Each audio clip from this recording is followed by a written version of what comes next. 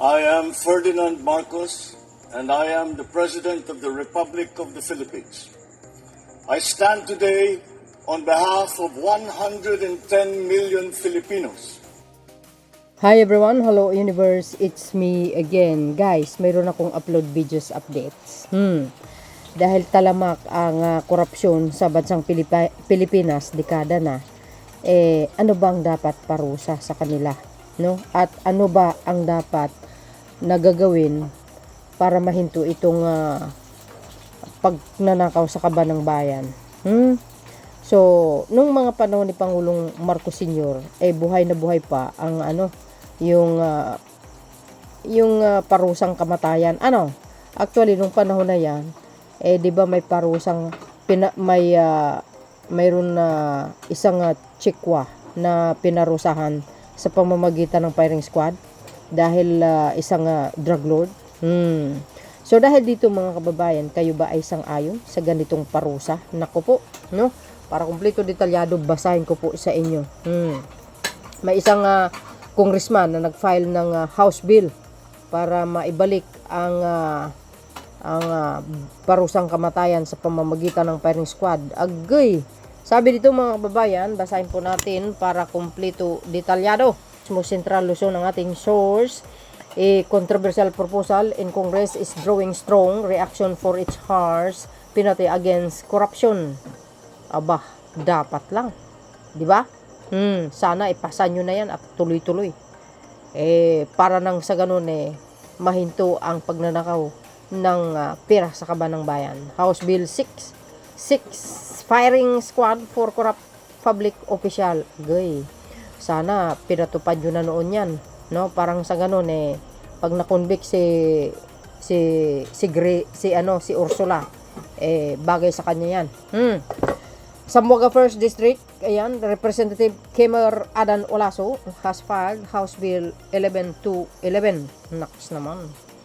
Also known as the Death Penalty for Corruption Act. Oh my gosh. The proposal seeks to impose execution by the firing squad on a public official from the president down to the barangay leaders once convicted by the Sandigang Bayan of graft malversation or plunder. Nako, bigat nito. At saka sakit sa puso ito pag napasa itong batas na to.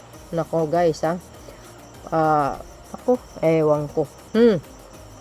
Di ba mayroon tayong guys, death penalty na batas? Kaso lang sa pamumuno yata ni Gorya ay natanggal ito. Tinanggal, no? So, nawala. So, I think ito pag pinatupad itong House Bill 11211, naku po, palagay ko hihinto ang pagnanakaw sa kaban ng bayan ng ibang mga politisyan. Nako, lalo na siguro pag ito mayroon tayong batas na bitay, palagay ko kawawa itong mga nasasangkot na mga senador, at saka itong mga opisyal ng DPWH at mga iba pang congressman. Nako po. Kaso lang guys, ang nangyari, parang nung nawala yung death penalty sa bansa natin, parang lumala yata ang nakawan sa kaban ng bayan, kaya nga ang investigasyon sa flood control matindi. So yun mga beswa, according to Olaso, the bill aims to send the strongest possible warning the public funds must never be abused. Correct. Wala nung panahon ni Digong, grabe, talamak ang pagnanakaw talaga sa kaban ng bayan. My gosh, ang daming nawalang pera, lalo na sa Parmali, 11 billion plus. If passed into law, the measure would become one of the most controversial changes to the country justice system and anti-corruption policies. Totoo naman yun guys. Pag ito napasa sa pag naipasa tong batas na to, ewan ko na lang. Baka kahit papaano mawaswasan na ang itong mga magnanakaw sa kaban ng bayan. 'Di ba? So ako siguro pag ito na ipasa, wala tayong magagawa mga kababayan. Kung yan ang utos ng majority or ang majority ng house, then go. agree ako. Pero siguro, mga kababayan, may mga disagree at maraming kumukontra dito. Lalo na po ang mga churches, especially na po ang human rights. No, di ba? So, ayan guys, oh. Ayan, oh. House Bill 6, firing squad for corruption, public official, goes.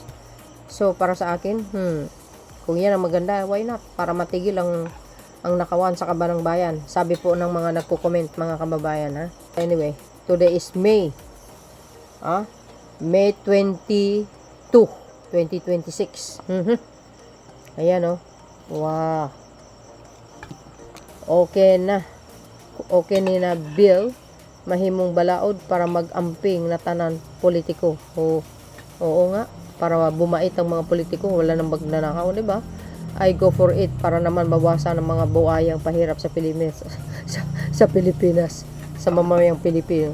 At sa mamayang Pilipino, I'm just very critical that we might end up killing innocent people rather than the guilty ones. Of course. Ano ba ang purpose dito, di ba? Kundi yung mga magnanakaw lang. Kulang bala, agay. Tingin ko mas makatarungan ito, oo. Pag ito naipasa napasa pa ika nga pag naging batas ito ay nako. Palagay titino talaga mga ibang politician na magnanakaw. Again, it's not the severity of punishment but it's certainty. Do not ask the cats to drop a law against mewing. I think this is the remaining solution to stop the corruption. I think yes. Ito naman siguro ang pinaka-remedy to stop the corruption in our country, mga kababayan. Alam po natin, talamak ang corruption sa bansang Pilipinas. Dekada na po. Kung wala pa si PBBM, hindi mahinto po. Kumbaga wala. Kung hindi pa dumating si PBBM, hindi mabubunyag yan. Yan ang isa sa mga legacy ng Pangulo, yung naibunyag yung corruption sa bansang Pilipinas. At least, nalaman po ng taong bayan kung sino ang nangungurap. Di ba? Alam nyo, ang masaklap lang, mga kababayan, kahit si PBBM ang whistleblower na nagbunyag dito sa korupsyon, siya pa ang sinampa ng kaso na tumanggap ng malita at nangurap. Saan kayo makakita niyan? Hindi nyo ba nakita yung kanyang salin? Nakaw, talaga naman, Human rights, kalaban nyo dyan. Yes, exactly. Human rights talaga, tsaka not only the human rights but also the all the churches all over the Philippines. Of course, they are against this kind of punishment, guys. Klaro yan. Yes, that proposed law provides a deterrent to any personality who wishes to run any political position unless his intention would be based in accordance with his conscience to serve and hold public office sincerely and religiously. Tama naman, di ba? Dapat sa mga gustong tumakbo sa politics.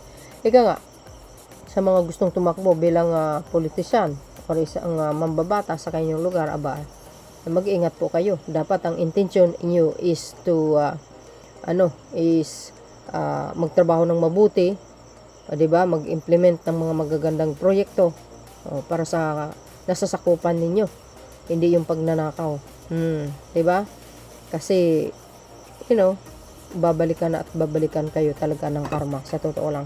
If we have that kind of law, all of them will qualify. Of course, guys, including those senators out there, if they are involving na isa sila sa mga magna cum laude. Tapos live gagawin, ay patay tayo dito, guys. Delikado. Palagay ko hindi pwede. So yun, mga kababayan, ano po ang kapalagayan nyo? Well, ako, even though sabi ng Biblia at hindi pwede, hindi labag sa sa salita ng Diyos, pero wala tayong magagawa kung yan po ang talagang layunin ng yung House Bill na yan ng 11-11. Nako po, Di kung maganda ba naman at maitigil ang korap sa bansang Pilipinas, di why not? No? Sa akin, agree ako. So, yun mga best, ang aking pinaka-latest update.